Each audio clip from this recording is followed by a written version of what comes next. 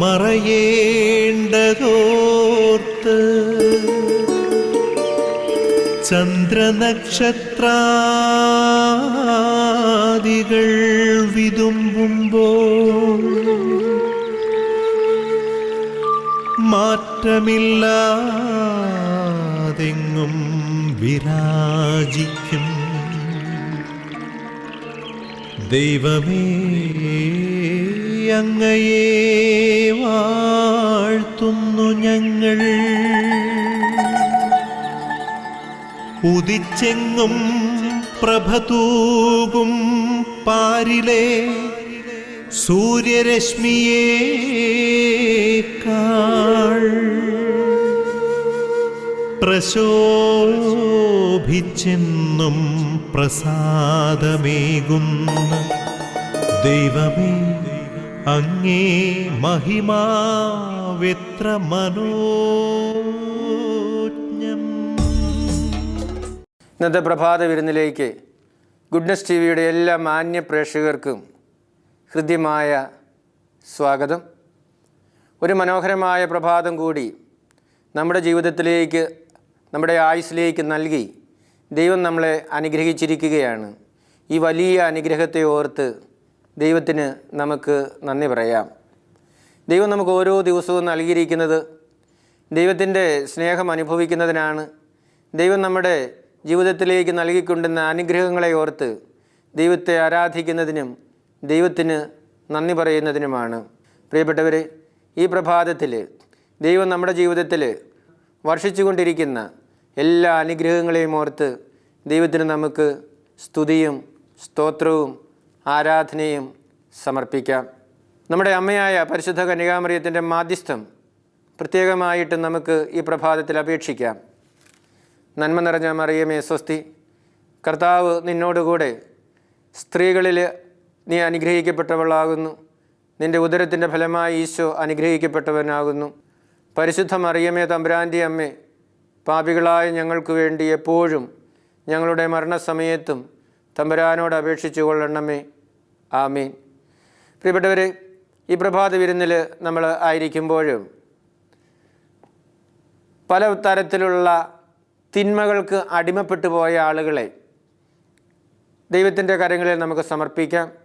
അവരവരുടെ പാപാവസ്ഥയിൽ നിന്നും എഴുന്നേറ്റ് ദൂതപുത്രനെ പോലെ പിതാവിൻ്റെ സന്നിധിയിലേക്ക് വരുന്നതിനും പിതാവിൻ്റെ സ്നേഹം അനുഭവിക്കുന്നതിനുമുള്ള അവസരം അവർക്കെല്ലാവർക്കും ഒരുക്കി കൊടുക്കണമേ എന്ന് പ്രാർത്ഥിച്ചുകൊണ്ട് നമുക്ക് ഈ പ്രഭാതത്തിൽ അവരെ സമർപ്പിക്കാം. വചനം ശ്രവിക്കുന്നതിനായിട്ട് നമുക്കൊരുങ്ങാം. ഈ വചനശ്രവണം വഴിയായിട്ട് നമ്മുടെ ജീവിതത്തിലെ അന്ധകാരത്തെ എല്ലാം മാറ്റണമേ എന്ന് നമുക്ക് പ്രാർത്ഥിക്കാം. പ്രകാശം വരുമ്പോഴാണ് അന്ധകാരം നമ്മുടെ ജീവിതത്തിൽ നിന്നും വിട്ടുപോകുന്നത്. യേശുവാകുന്ന പ്രകാശം വചനത്തിൻ്റെ രൂപത്തിൽ നമ്മിലൂടെ പ്രവേശിച്ച് നമ്മെ ബാധിച്ചിരിക്കുന്ന എല്ലാ അന്ധതകളിൽ നിന്നും അന്ധകാരത്തിൽ നിന്നും നമ്മെ മാറ്റണമേ, മോചിപ്പിക്കണമേ എന്ന് നമുക്ക് പ്രാർത്ഥിക്കാം. ആത്മാവിൻ്റെ അഭിഷേകത്തിനായിട്ട് നമുക്കൊരുങ്ങാം. ആത്മീയ അഭിഷേകത്താൽ നമ്മൾ പൂരിതരായി ദൈവവചനത്തെ സ്വീകരിക്കുന്നതിനും ഉൾക്കൊള്ളുന്നതിനും നമ്മളെ അനുഗ്രഹിക്കണമേ എന്ന് നമുക്ക് പ്രത്യേകമായിട്ടും പ്രാർത്ഥിക്കാം. പരിമളത്തിനുറവയാം നറുസൗരഭ്യമാകട്ടെ ഞങ്ങളുമീ മണ്ണിൽ.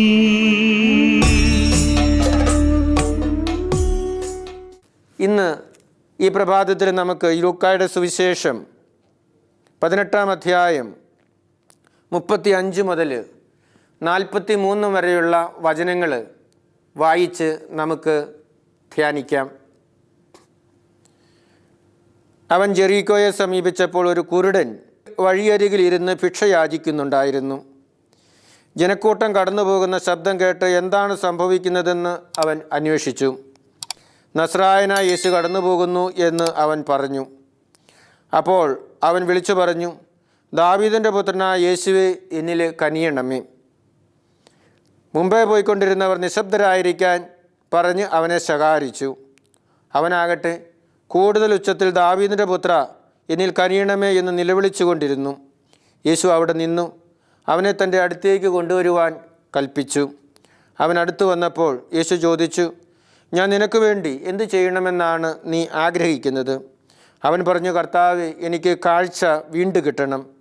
യേശു പറഞ്ഞു, നിനക്ക് കാഴ്ചയുണ്ടാകട്ടെ, നിൻ്റെ വിശ്വാസം നിന്നെ രക്ഷിച്ചിരിക്കുന്നു. തൽക്ഷണം അവന് കാഴ്ച ലഭിച്ചു. അവൻ ദൈവത്തെ മഹത്വപ്പെടുത്തിക്കൊണ്ട് യേശുവിൻ്റെ പിന്നാലെ പോയി. ഇത് കണ്ട് എല്ലാവരും ദൈവത്തെ സ്തുതിച്ചു. പ്രിയ സഹോദരി സഹോദരന്മാരെ, ദാഹിച്ചു വലഞ്ഞ ഒരു കാക്കയെക്കുറിച്ച് ഒരു കഥയുണ്ട്. ഒരു വേനൽക്കാലത്ത് കാക്കയ്ക്ക് വളരെ ദാഹം അനുഭവപ്പെട്ടു. അത് വെള്ളം അന്വേഷിച്ച് പല സ്ഥലത്തും അലഞ്ഞു തിരിഞ്ഞു. പക്ഷേ എങ്ങും അതിന് ജലം ലഭിച്ചില്ല. അവസാനം അത് ഒരു മരത്തിൻ്റെ കീഴിൽ ഒരു കുടത്തിൽ വെള്ളം ഇരിക്കുന്നതായിട്ട് കണ്ട് വെള്ളം കുടിക്കുന്നതിനായിട്ട് ചെന്നു. അപ്പോഴതാ ഒരു പ്രശ്നം. ആ കുടത്തിൻ്റെ വായ ഇടുങ്ങിയതായതുകൊണ്ട് ഈ കാക്കയുടെ ചുണ്ട് അതിൽ കടക്കുകയില്ല. അത് ചെരിച്ച് വെള്ളം കുടിക്കാമെന്ന് വിചാരിച്ചാൽ അത് ഭാരമുണ്ടായിരുന്നതുകൊണ്ട് കാക്കയ്ക്ക് അത് ചെരിക്കാനും സാധിക്കുമായിരുന്നില്ല. കാക്ക ചുറ്റുവട്ടത്തിലൊക്കെ നടന്ന് ആലോചിച്ചു. അപ്പോഴാണ് കുറച്ചകലെ കുറേ വെള്ളാരം കല്ലുകൾ കിടക്കുന്നത് ഈ കാക്ക കണ്ടത്. ഈ കാക്ക ഓരോ കല്ലുകളായിട്ട് കൊത്തിയെടുത്തുകൊണ്ട് വന്ന് ഈ കുടത്തിലിട്ടു. അങ്ങനെ കുറേ കല്ലുകൾ ഇട്ട് കഴിഞ്ഞപ്പോൾ ജലനിരപ്പ് ഉയർന്നു. കാക്കയ്ക്ക് അതിൽ നിന്നും കുടിക്കാനായിട്ട് സാധിക്കുകയും ചെയ്തു. ഇത് നമ്മെ ഓർമ്മപ്പെടുത്തുന്നത്, ചിന്തിക്കുകയും പരിശ്രമിക്കുകയും നമ്മൾ ചെയ്താൽ, കഠിനാധ്വാനം ചെയ്താൽ ഏതു കാര്യവും നമുക്ക് നേടിയെടുക്കാനായിട്ട് സാധിക്കും എന്നുള്ളതാണ്. ഇംഗ്ലീഷിൽ ഒരു ചൊല്ലുണ്ടല്ലോ, if there is a will there is a way എന്ന്.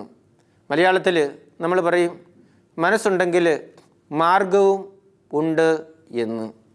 വെള്ളം കുടിക്കണമെന്നുള്ള ആ തീക്ഷ്ണമായിട്ടുള്ള ദാഹമാണ് ഈ കല്ലുകൾ പെറുക്കി ഈ കുടത്തിൽ കൊണ്ടിട്ട് ആ ജലനിരപ്പ് ഉയർത്തി വെള്ളം കുടിക്കുന്നതിന് ഈ കാക്കയ്ക്ക് പ്രേരകമായിട്ട് മാറിയത്. ഇന്നത്തെ സുവിശേഷത്തിൽ നമ്മൾ കടന്നു വരുമ്പോൾ അന്ധനായിട്ടുള്ളൊരു മനുഷ്യൻ ജെറീക്കോയുടെ വഴിയലിൽ ഇരുന്നുകൊണ്ട് ഈശോ പോകുന്നത് കണ്ടപ്പോൾ വിളിച്ചപേക്ഷിക്കുകയാണ്. എന്താണ് അവൻ വിളിച്ചപേക്ഷിക്കുന്നത്? ദാവീദിൻ്റെ പുത്രനായ യേശുവേ, എന്നിൽ കനിയണമേ എന്ന്. അവനെ നിശബ്ദനാക്കാൻ അവൻ്റെ ചുറ്റുമുണ്ടായിരുന്ന, അല്ലെങ്കിൽ ആ പ്രദേശത്തുണ്ടായിരുന്ന ആളുകളൊക്കെ ശ്രമിച്ചു. പക്ഷേ അവൻ കൂടുതൽ ഉച്ചത്തിൽ വിളിച്ചു പറഞ്ഞു എന്നാണ് പറയുന്നത്, ദാവീദിൻ്റെ പുത്രനായ യേശുവേ, എന്നിൽ കനിയണമേ എന്ന്. അപ്പോൾ ഈശോ അവിടെ നിന്നു. അവനോട് ചോദിക്കുന്നു, ഞാൻ നിനക്ക് വേണ്ടി എന്ത് ചെയ്യണമെന്നാണ് നീ ആഗ്രഹിക്കുന്നത്? അവൻ പറയുന്നു, എനിക്ക് കാഴ്ച വീണ്ടും ലഭിക്കണം. അപ്പോഴിത് അവന് ഉടനെ തന്നെ അവന് കാഴ്ച വീണ്ടും ലഭിച്ചു എന്നുമാണ് അവിടെ രേഖപ്പെടുത്തിയിരിക്കുന്നത്. തനിക്ക് കാഴ്ച ലഭിക്കണം എന്ന തീക്ഷ്ണമായിട്ടുള്ളൊരാഗ്രഹം അവൻ്റെ ഉള്ളിലുണ്ടായിരുന്നു. അതുകൊണ്ടാണ് ഈശോ വഴിയെ കൂടി കടന്നു പോകുന്നുണ്ട് എന്ന് അവൻ മനസ്സിലാക്കി കഴിഞ്ഞപ്പോൾ അങ്ങോട്ട് കടന്നു വരുന്നതിന് അവൻ തയ്യാറായത്. അവന് സുഖപ്പെടുത്താൻ സാധിക്കുമെന്ന ഒരു ബോധ്യമുണ്ടായിരുന്നത് കൊണ്ടാണ് അവൻ വിളിച്ച് കൂവുന്നത്, എനിക്ക് കാഴ്ച തരണമേ ദാവീദിൻ്റെ പുത്ര എന്ന് പറഞ്ഞുകൊണ്ട്. നോക്കിക്കേ, പലരും അവനെ നിശബ്ദരാക്കാൻ ശ്രമിക്കുകയാണ്. ഇത് വിളിച്ചു പറയേണ്ട സമയം ഇതല്ല, അല്ലെങ്കിൽ ഇത് അപമര്യാദയാണ്, മാന്യതയ്ക്ക് നിരക്കാത്തതാണ്, ഇങ്ങനെ കിടന്ന് വിളിച്ചു കൂവുന്നത് എന്നൊക്കെ പറഞ്ഞ് അവനെ നിശബ്ദരാക്കാനായിട്ട് അവർ ശ്രമിക്കുകയാണ്. പക്ഷേ അവൻ വിട്ടുകൊടുക്കുന്നില്ല. അവൻ വീണ്ടും വിളിച്ചു കൂവുകയാണ്, എനിക്ക് കാഴ്ച ലഭിക്കണം എന്ന് പറഞ്ഞുകൊണ്ട്. കാഴ്ച ലഭിക്കണം എന്നുള്ള തീവ്രമായിട്ടുള്ള ഒരു ദാഹമാണ് യേശുവിനെ വിളിച്ചപേക്ഷിക്കുന്നതിനും കാഴ്ച ലഭിക്കുന്നതിനും അവന് ഇടയായത്. നമ്മുടെ ജീവിതത്തിലും ഇതുപോലെ ഒരു ദാഹം ഉണ്ടെങ്കിൽ പല കാര്യങ്ങളിലും വിജയം വരിക്കുന്നതിനായിട്ട് നമുക്ക് സാധിക്കും എന്നാണ് ഞാൻ ആദ്യമേ പറഞ്ഞ ആ കഥയും അതുപോലെ തന്നെ ഈ സുവിശേഷ സംഭവവും നമ്മെ അനുസ്മരിപ്പിക്കുന്നത്. ജീവിതത്തിൽ വിജയിക്കണമെങ്കിൽ ഇതുപോലെയുള്ള ഒരു ദാഹം നമ്മുടെ ജീവിതത്തിൽ ആവശ്യമാണ്. വിദ്യാഭ്യാസത്തിൻ്റെ മേഖലകളിലായിരിക്കാം, സ്പോർട്സിൻ്റെ മേഖലകളിലായിരിക്കാം, സംഗീതത്തിൻ്റെ മേഖലകളിലായിരിക്കാം, പ്രസംഗത്തിൻ്റെ മേഖലകളിലായിരിക്കാം.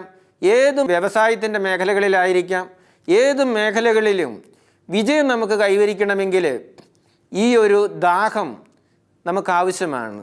നന്മ ചെയ്യുന്നതിനുള്ള ഒരു ദാഹമായിരിക്കണം നമ്മുടെ ജീവിതത്തിൽ ഉണ്ടായിരിക്കേണ്ടത്. നന്മയിൽ വളരുന്നതിനും നന്മ ചെയ്യുന്നതിനുമുള്ള ഒരു ദാഹം നമ്മൾ വളർത്തിക്കൊണ്ടു പോകണം. പലരെ സംബന്ധിച്ചിടത്തോളം തിന്മ ചെയ്യുന്നതിനും തിന്മയിൽ കൂടുതൽ ആഴപ്പെടുന്നതിനുമുള്ള ഒരു ദാഹം പലപ്പോഴും കാണുന്നുണ്ട്. അത് നമ്മളൊരിക്കലും വളർത്തുന്നതിനായിട്ട് ഇടയാകരുത്.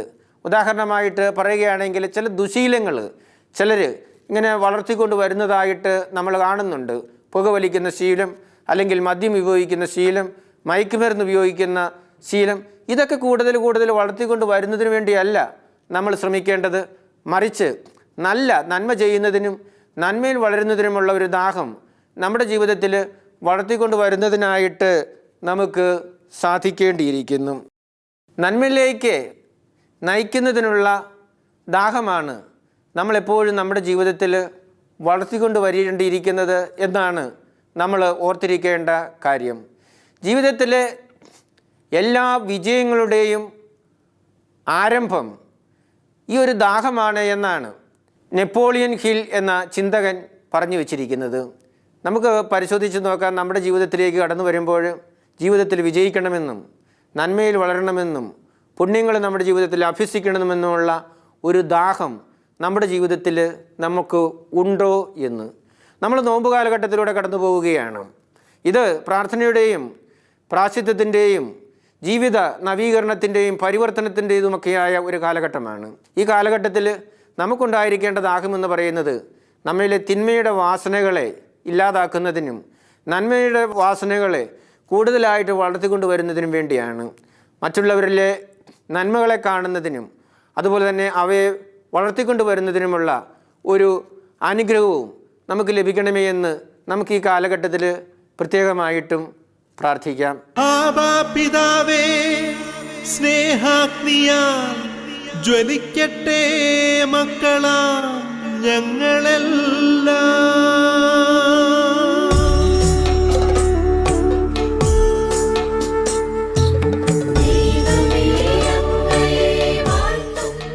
നമുക്ക് പ്രാർത്ഥിക്കാം. പിതാവും പുത്രനും പരിശുദ്ധാത്മാവുമായ ത്രിത്വൈക ദൈവം നമ്മെ എല്ലാവരെയും സമൃദ്ധമായിട്ടും അനുഗ്രഹിക്കട്ടെ. നമ്മുടെ അമ്മയായ പരിശുദ്ധ കന്യകാമറിയത്തിൻ്റെ മാധ്യസ്ഥം ഈ ദിവസം മുഴുവനും നമ്മുടെ ജീവിതത്തിൽ ഉണ്ടായിരിക്കട്ടെ. തിരുക്കുടുംബത്തിൻ്റെ കാവൽക്കാരനായ മാർ യൗസേപ്പ് കാവലായിട്ട് നമ്മുടെ ജീവിതത്തിൽ നമ്മെ നയിക്കട്ടെ. നമ്മുടെ പേരിന് കാരണഭൂതരായ വിശുദ്ധർ നമുക്ക് വേണ്ടി മാധ്യസ്ഥം വഹിച്ച് പ്രാർത്ഥിക്കട്ടെ. നമ്മുടെ ഇടവകയുടെ മധ്യസ്ഥർ നമുക്ക് വേണ്ടി പ്രാർത്ഥിക്കുകയും നന്മയിൽ നമ്മെ വളർത്തുകയും ചെയ്യട്ടെ.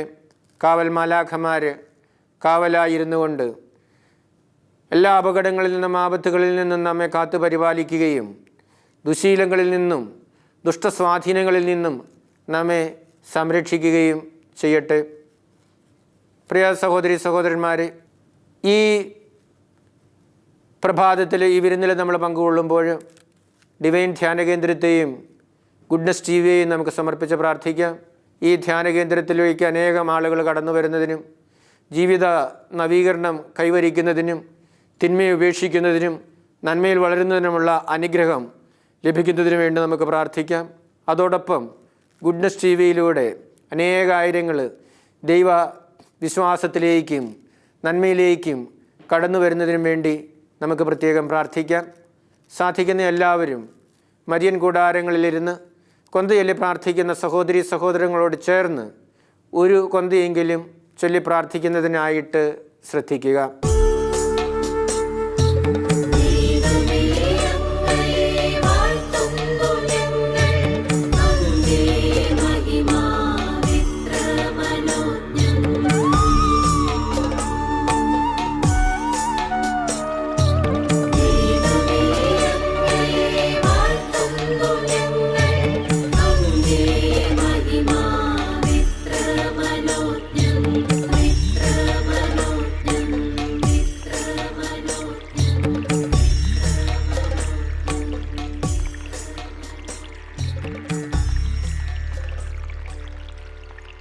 സ്വീകരിക്കുന്നതിനായിട്ട് നമുക്കൊരുങ്ങാം.